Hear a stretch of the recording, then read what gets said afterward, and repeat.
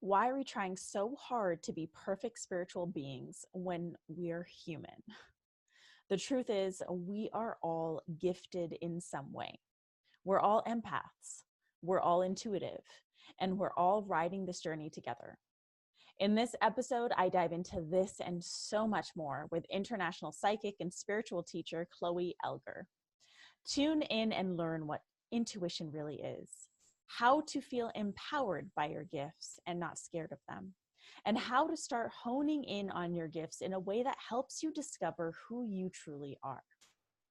Chloe's greatest joy is in leading other souls around the world into the truth of who they are, on a greater mission to expand and shift the consciousness of our planet. Her passion is in the connection to the divine and experiencing the joy of what it means to be alive and helping others to discover this deep universal secret. Chloe's a gifted psychic and naturally empathic, and this energy overwhelmed her as she lived through experiencing pain and trauma in the world around her and her parents. She blocked herself from overwhelm, creating severe eating disorders, depression, and body suffering through her childhood. It was this pain that became the catalyst to starting her work as a holistic nutritionist and healer. Working with people and guiding them into their own healing brought Chloe back to that same connection that she knew as a child. Today's episode is sponsored by my advanced digital training, Unleashed and Unapologetic, How to Become a Thought Leader and Build a Cult Following. If you're ready to gain visibility and build a loyal following, enroll for the UNU training at rubyfremont.com/unleashed. Now it is time to get spiritual with Chloe Elgar. Welcome to today's Thought Leader, where I'm challenging you to rise up, speak up, and create a movement. I'm your host, Ruby Fremont, and I'm here as a catalyst for you, the new generation of thought leaders. Join me every week as I dive into raw and real conversations that will help you amplify your presence, influence, and impact.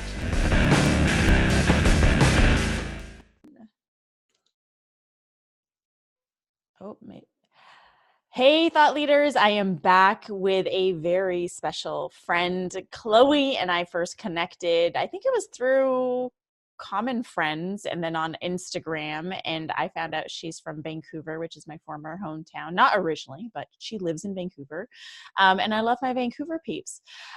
Chloe's also just a really cool person and has such a beautiful message to share with the world. So I'm super excited to have her on the podcast today. Hey, Chloe, welcome. Ruby, hi, I'm so excited. Thank you for having me. Also interesting, I live in Austin now. Oh, wait, you moved. That's I right. live in America now with you. I got my green card. Now our stories are like parallel. Yeah, now they're completely parallel. Yeah. Oh, wow. How's Austin? It's honestly amazing. It's warm. It feels like the second we landed here, I woke up the next morning and I was like, this is easy. Like I'm home. It's been no transition. So it's like perfect. Love it. Yeah. So you moved there for your man. I did. Yeah. Well, yeah. And I moved to LA for my man. Yeah. Parallel lives. I'm telling you. There you go. Yeah. There you go. So Chloe, one of the things that we had talked about offline before was the idea that everyone is an empath. And this is something that not a lot of people say. I mean, we hear people talk about being an empath. Here's a program just for empaths. If you're an empath, these are the signs. And you were like the first person to say to me, everyone's an empath, because that's something that I resonate with. I feel like, this is that sixth sense, like the movie, The Sixth Sense. Like it's all right. We all have that ability. And so I'd love to talk more about that. Yeah, let's do it. Yeah.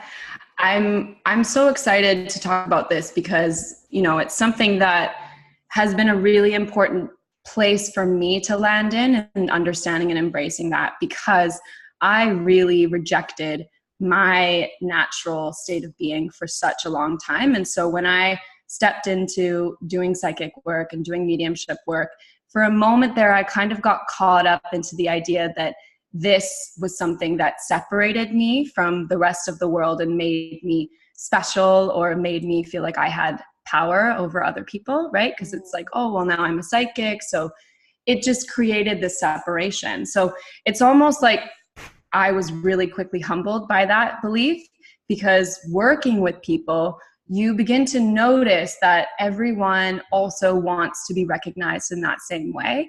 And it's almost like we're all looking for someone to give us permission to feel. Because when I think about being an empath, really what that is you're sensitive to energy and you feel things in your body, or however your unique being understands energy and integrates or receives energy. And so it's kind of like every person I've worked with has been waiting for this permission to be given that sort of like baton of like, here, you're an empath.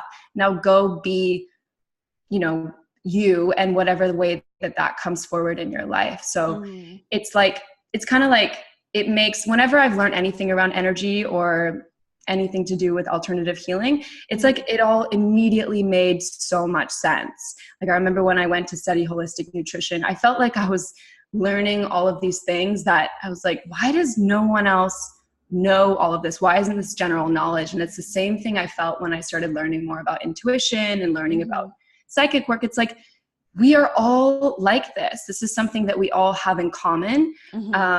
And so it's an interesting thing. It's like you have this secret that once you start talking about it, people start to resonate, that ripple effect of everyone else saying, I feel that, I resonate with that. And so it's an interesting thing to kind of notice that magnetizing and opening up in our world, whether it's through however anyone resonates with working with energy. Does that make sense? For sure. Like intuition, people talk about that like it's a gift. And the way I've always looked at intuition is, just like everyone in the animal kingdom has instincts, right? Without those primal instincts, we wouldn't know to run away when we're feeling scared or when we're in danger.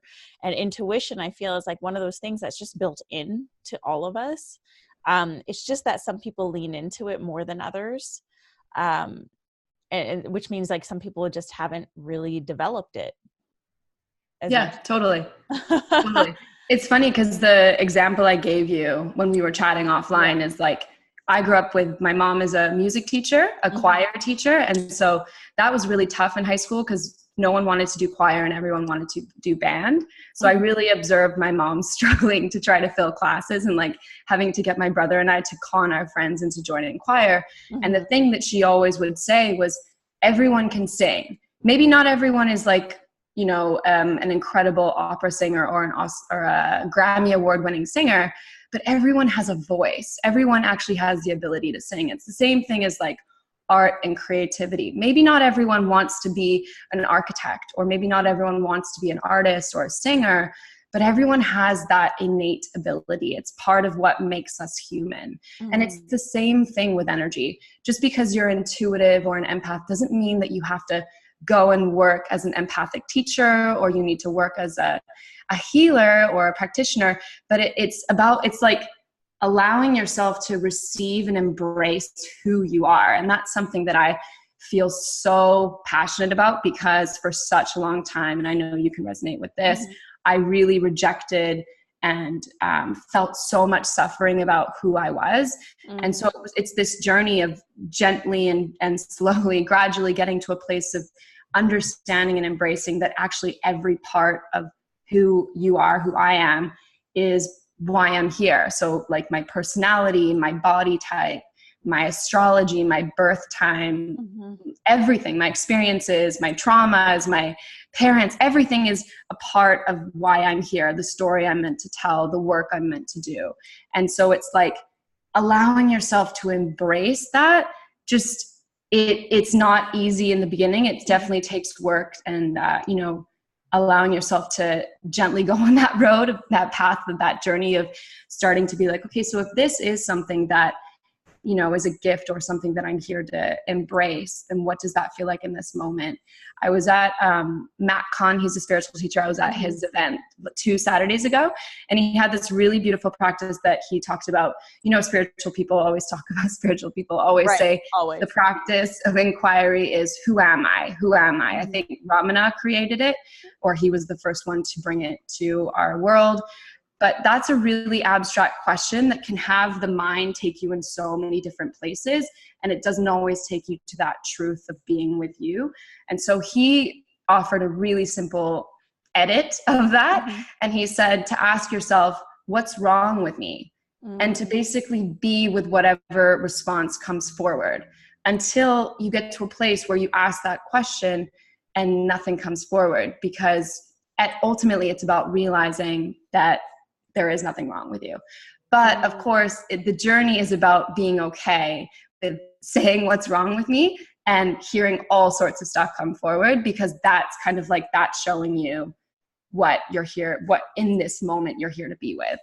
Right. Yeah, because there's no way that we can grow or evolve if we're resisting like taking a peek at all these different aspects of who we are. And I find that a lot of people in this growth game in the personal development industry, like people who come into it really want results quickly and they really want to change quickly. And so much of that, it makes them bypass like actually looking at themselves. That's just such a powerful question. What's wrong with me? Like it's a powerful question. It sounds negative, but at the same time, like how insightful and how powerful to ask yourself that question. And moving this back to like intuition and psychic gifts and being an empath. So what you said earlier about, you know, you can have intuition and not have to be a healer, you know, I look at these gifts as these are just other pieces of us, like tools that we can use to help us continue evolving, whatever that looks like, whether you're a coach or a healer, or, you know, maybe you're something totally different. You work in corporate. Like these are simply just gifts and tools for us to utilize. And I'm sure you've seen this in like a lot of the clients that you work with. How do people, what are some stories that you can share about people when they first connect to these gifts? Because I feel like we're going to have some listeners who are like, oh yeah, like I feel like I'm starting to connect to this gift, or I feel like I'm starting to tap into this. Like, what are some stories that you can share about when people like wake up to their gifts? Totally. So I think one of the big things is that place of just starting to get to know yourself. Like one of the group mentorship programs I run, the first month, even though everyone immediately wants to like make more money and, you know, grow their business. And I always kind of like give the disclosure of, listen, at the end of this program, you may not be making more money. You may not create the business that you want, but what you are going to leave with is this powerful foundation of knowing who you are. And that's really just where I feel really passionate about. So it's kind of that introduction of giving someone you permission to spend a month or however long you want being with you as a being. So it's like looking at your identifications, how you identify yourself, what are the roles and labels you use to identify yourself, what's your astrology, like what's your birth chart, what is your sun, moon, and rising signs, like whatever you feel drawn to in terms of discovering how you work, because we all work really differently. Like I know that based on astrology, our sign and our element is going to really impact how we receive energy. So someone who's a water sign like me, my sun is Cancer, I'm super emotional. So I really feel stuff so intensely that if I'm in a room, you know, I'm going to feel everyone, but also like before an interview, a podcast interview, I'm going to like feel everything. And so before that used to cause me a lot of pain because my mind wouldn't allow that to happen, or I would push that down. And so it would create a lot of sabotage, and I would, you know, cancel or reschedule or run away or hide. So it's like water is a really big piece about, you know, feeling the emotion. Another thing around like water signs that I feel really connected to is that water signs process through crying and releasing emotion. So it's kind of the one sign that I say, if you cry in front of people, or you like, if I feel like I need to cry in a reading, I let myself cry because it's actually how I'm processing emotion for the person. And that was a really big thing for me as well. Because I remember I was at an event. Whenever I'm in a big event, I will cry like immediately as soon as I feel the person's stuff coming up, even if even if I'm fully detached and not in their journey or their story, like fully practiced in my mastery, I'm still going to cry. Right. So that's something that I find really interesting, is like learning who you are. I know that some client, like it's really fun. It's kind of, it's really playful when you begin to get to know yourself. I know so many clients have gone through this path of just beginning to get to know themselves. And it's kind of like, wow, this is really fun. I get to spend the day with myself as if I'm really getting to know myself for the first time, take myself on a date. What do I like? What do I not enjoy? And just kind of like having that observant relationship with you. So I know that that is a really big beginning practice for your listeners to just start, is like, okay, if I'm going to really just embrace who I am, I'm going to spend today or this week just observing how I interact with the world. What do I notice in terms of like how I'm receiving energy?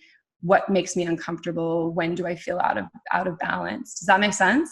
Yeah. I mean, especially because so many of us are operating on autopilot, right? We're just going through all the motions and interactions and going through our days that we're not really noticing what's going on with us emotionally, or what's going on in our minds, or what's going on in our energetic bodies. Like, what are we feeling throughout the day? We don't really tap into that, especially when people are in this habit of, autopilot of go, go, go. And I get this so strongly. I'm very much earth and air signs, a lot of earth, but I am someone who, it's taken a while, but I am fully in my body. And this is one of the practices that I bring into my business, is really helping people step into the embodiment piece. And it's been crazy because this has been coming up a lot lately. And like recently, like I'm talking like the last like 4 or 5 months recent. And it's like, why is this embodiment piece so important for my work? And it's like, yes, I am really in my body. And that surprised me when I realized that, because for so much of my life, I wasn't, right? Like I was an addict. I was always trying to leave my body. I was always trying to move away from what I was feeling. And I feel like so much of the world operates on that system of like, I feel really heavily, so let me just distract myself with something else, or let me just numb that out with something else. And I find that what that actually does is it takes you out of the body and into this totally different place. And so we have a society of people who, like, they really just don't know how to feel. And when I envision it, it feels like we have all these like babies emerging, like it's us, like our inner selves are like emerging, and we're like, ooh, like we have permission to feel, but I don't know if I like this. Yeah, it's uncomfortable. It's funny. My mom gave the example that just resonates. Twilight. Yeah. I don't watch it, but the new vampires, it's like, my mom's like, it's like the world is, because my mom's been, in the spiritual world practicing and whatnot her whole life. So she's saying there's this, like, from her perspective, she's 68. So it's interesting seeing everything from her perspective. She's like, there's this wave of like new vampires, but in a beautiful way, that are like all so excited and interested in this, which is totally true. Like there's this really strong movement that's happening as people are like, there are people that are still really in that place of distraction, but there are so many people that are really like opening and being pushed into opening.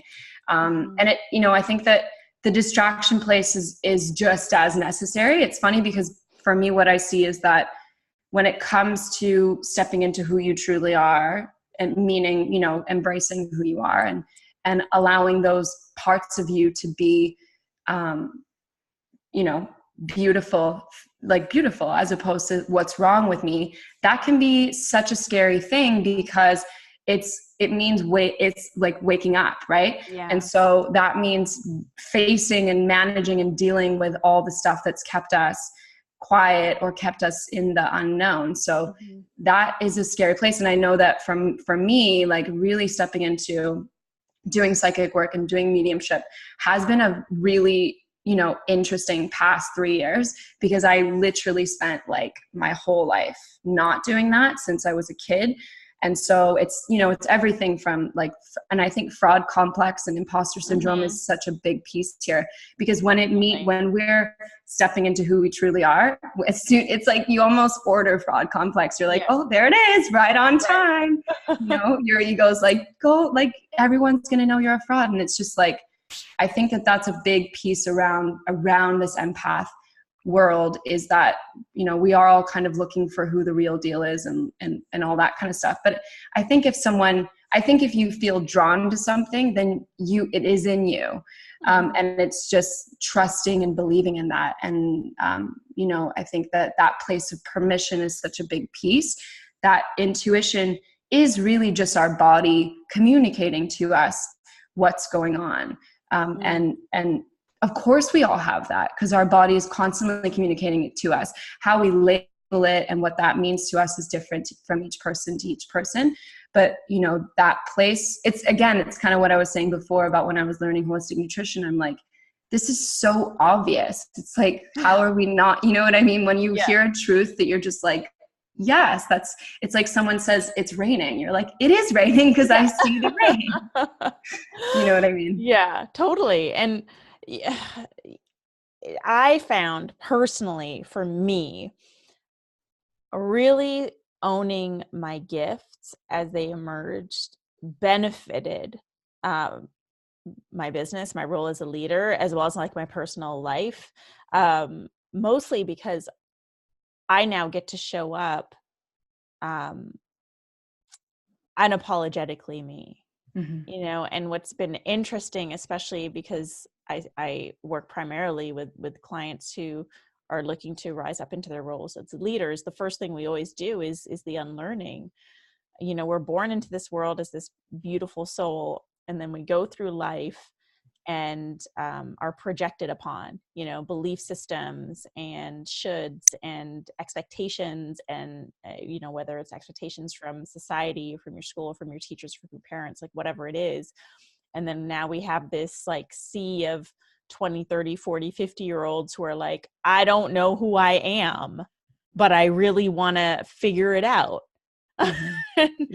And that with that comes also like the awareness of our gifts and the freedom to really start playing with that and to start tapping into those gifts. I mean, how old were you when you realized that you had gifts?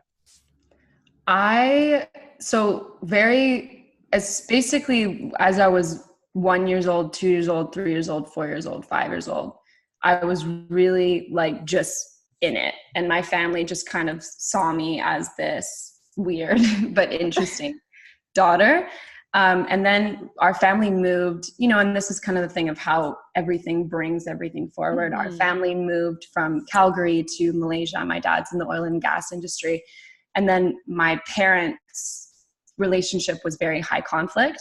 And so when I was in Calgary, I was very much like, I would speak to beings in my room. I would tell my parents things about like our family that family that they didn't know about. Like I was saying all this kind of stuff all the time. My parents like this, they would just like video me and have conversations and be like, this is cool. They never thought it was weird or off or anything. But then when awesome. It was great. It was great. My parents have always kind of, they're like, you know, they just kind of like allowed us to be us. They never really got in the way of who That's we were. Beautiful. Yeah. It was really great. Yeah, I'm really grateful. And then we moved to Malaysia, and once my parents really started to fight a lot and things got really uncomfortable and, you know, I didn't feel safe in the home, that's when everything got really intense and I started to have very extreme night terrors and lots of low vibrational energies were around me, and it got extremely uncomfortable and I never slept and I, you know, was just basically not having a good time. And so that lasted like 2 years. And then I basically very quickly, it got stuck in my body. Like I think I subconsciously felt so unsafe that I had to shut it all down.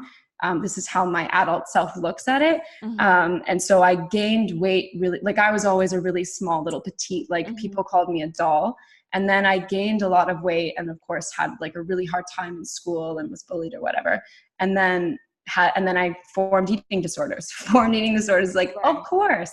So I got eating disorders at 12, 13. And so basically up until 22, that was like my way of shutting everything away because I was just so overwhelmed. Mm-hmm. So I was really clearly in it as a kid, but then it became very painful and my parents didn't know what to do. Like I remember I would always go to my mom's bedroom and even stand at the bedroom door and like wish that she would wake up. I didn't want to disrupt her. So I would just like, knowing that I would always have these dreams or visions of like beings coming to like kill the family, like really scary shit for a kid to experience. So yeah. Wow. Yeah. And it's I've been having more of these conversations with people, whether it's clients or just people that I'm meeting, about their gifts and their moment of like awakening or like really realizing it. And what I found to be so true for everyone is at some point it gets scary. Like at some point it freaks you out. And I feel like that point becomes an opportunity, right? It's the opportunity to keep going and keep playing with these gifts and keep expanding upon these gifts. Or it's the opportunity to be like, no, fuck this shit. It's too scary. I'm going to go back over here and like numb out over here. And like, this feels safe. I don't want to do this. And I'm really just saying my own story because I cracked open. I've always had gifts and I cracked open a very big way when I was 26 after my divorce, and like my bed would literally be surrounded by beings and entities, and I didn't know how to control, I call it the aperture.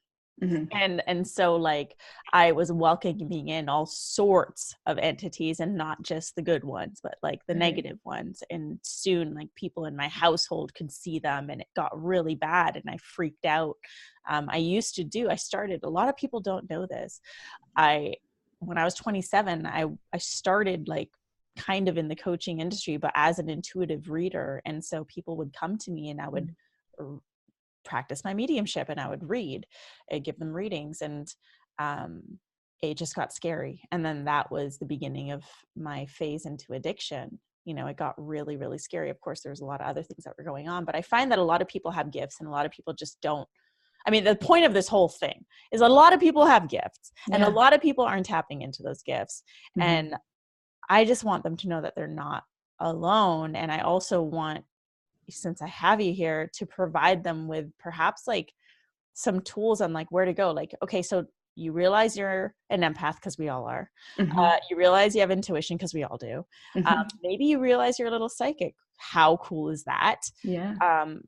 Where do they go from here to be able to utilize these gifts in an empowering way versus have these gifts cause that fear or that unwanted feeling that they want to run away from? Like, how do we really feel empowered?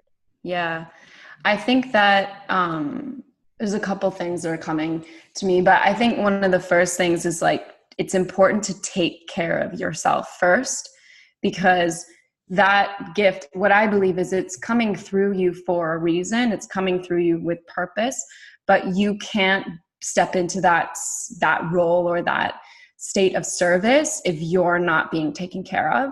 So even though, you know, I started doing holistic nutrition and very clearly like was doing intuitive readings in my sessions, there was still so much that I was still carrying that I needed to process and work with someone around and heal and release before I really stepped into doing psychic work. Because for me to step into being a psychic and doing mediumship readings it was a big step. And so, and also facing all of the shit that I had put in the closet that I was scared of from my childhood. Because as soon as I stepped into doing mediumship, you bet all that stuff came back. It's like, we've been waiting for you.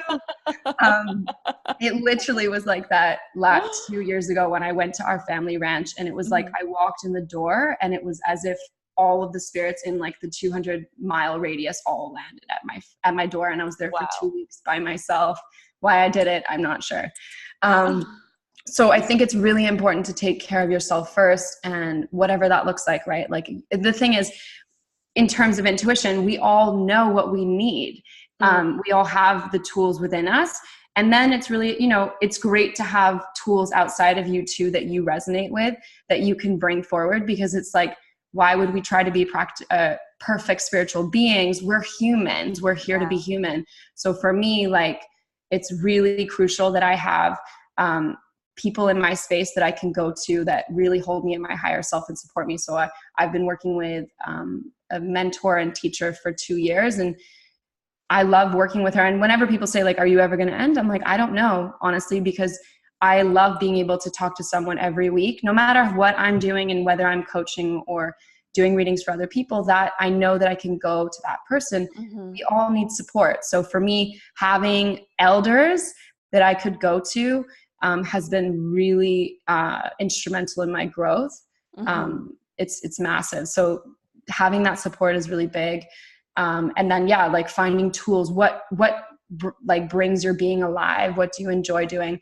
I always find like going back to the simplicity of what feels easy is kind of where your intuition lives as well. So for me, I would find my mom's friends would always say, wow, Chloe's so wise. Like, she says crazy things when I was like 10, 11 years old. So it's like, I knew that I loved working with people. So it's like, that was an easy like bridge. It was like, okay, well, I know that this is where I can start. It's just like, bringing on clients, booking sessions. So it's like, what feels easy to you truly, because the way, whatever you're set up to be, however you're set up to be, it's already completely perfectly designed to support that.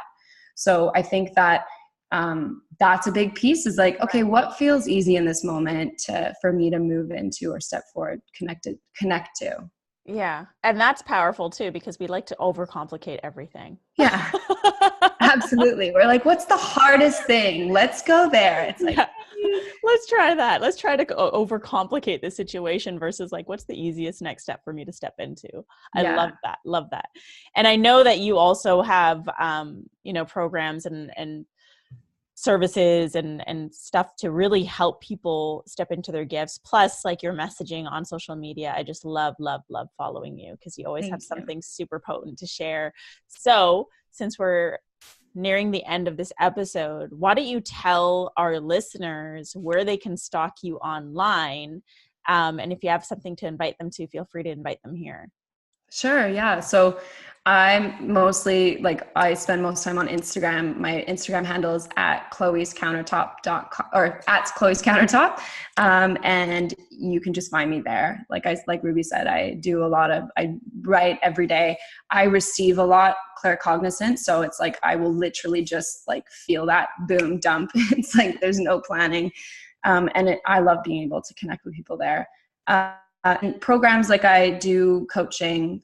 So anyone that's wanting to work, again, like I said before, I don't promise to have you make more money or, expand your business. That's really not where I feel connected to. It's like having you really connect to your foundational truth and giving you that place of understanding who you are. That's what lights me up. And then everything else happens, right? Because it's like starting there.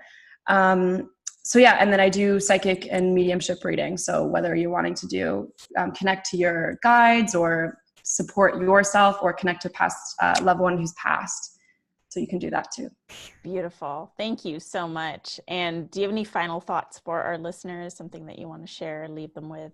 Sure. Yeah. It's, I think one of the fastest ways to change how you're feeling or feeling stuck in is to go into service. So focusing on what your intention is, like, why am I doing this? Like, why am I doing this podcast interview? And it's like really to be in service to help someone that is feeling stuck or feeling like there's something wrong with them, and truly realizing that it's good to get it wrong. It's not like we're never going to always get it right. And the universe, spirit always has a way of really gently nudging us into humility so that we can rebalance ourselves. We don't need to worry about doing that so much. It's like whatever you need to do to nurture and nourish yourself. For me, it's sleep. I sleep all the time. Sleep is really important for me. So it's just like finding whatever it is that you enjoy and giving yourself permission to do that so you can support yourself in who you're here to be. I love that. Especially important in a world that almost promotes like the go mentality. Yeah. Sleep is huge. And I just recently did my human design, and I'm a manifester. I read it. I was like, oh my God, this is like, honestly, I sent it to my husband. He's like, I don't even want to read this, because it's like, don't disturb them. Let them sleep. Leave them alone. They want to do stuff alone. They're not team people. He's like, oh my God. Basically, it was like, let them sleep. I'm like, great. Yeah, that makes sense. Love that. Chloe, thank you so much for bringing your gifts and your magic to the podcast today. I'll share all your links in the chat box. I just so appreciate you and your message and your voice. Thank you. Thank you, Ruby. I'm so appreciative. And I love what you do. You've got I've told you before, you have such a fiery potency about you. And it's just it's great. I love being able to watch you do your thing and impact so many people. It's amazing. Thank you so much. And to our listeners, thank you for joining us on today's Thought Leader, where I'm challenging you to rise up, speak up, and create a movement. If you dig this episode with me and Chloe, you resonate with it, you love it, please share it with a friend and drop a rating and review on iTunes. And then if you have any questions for myself or for Chloe, reach out to us on social media. Our handles are in the show notes. I'll see you all here next week I'll see you all here this Thursday for a brand new episode of today's Thought Leader.